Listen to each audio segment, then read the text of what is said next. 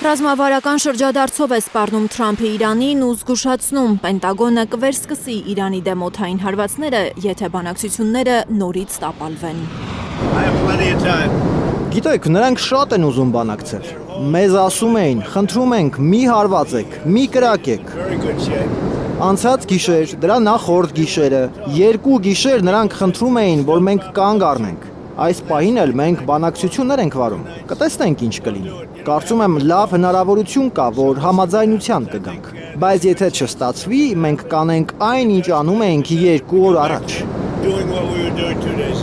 Ինչի մասին է խոսում Թրամփը։ Ամերիկացի լրագրողներն էլ են արդեն խճճվում 80-ամյա նախագահի իրարամերժ հայտարարություններից։ Իրանը չի հրաժարվում դիվանագիտական ճանապարհից, բայց այս պահին Վաշինգտոնի ու Թեհրանի միջև միայն միջնորդավորված կապեր կան, հայտարարել է Իրանի արտաքին գործերի նախարարության խոսնակ Էսմայիլ Բաղային։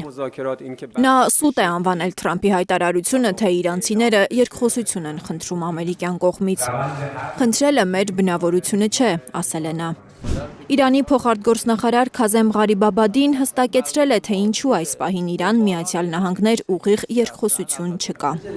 Ըստ նրա, Իսլամաբադում բանակցությունների ժամանակ ամերիկյան կողմը չափազանց շատ բան էր պահանջել։ Ամերիկյան կողմը ներկայացրել էր մի առաջարկ, որով չափազանց շատ բան էր պահանջվում մեզնից։ Իրանական կողմը բացահայտ մերժել է այդ առաջարկը։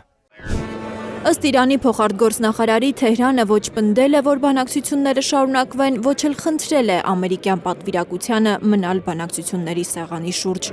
Սա արժանապատիվ դիվանագիտության վառ օրինակ է, ասել է Ղարիբաբադին, պնդելով Թեհրանը չի պատրաստվում զիջել իր հիմնարար սկզբունքները։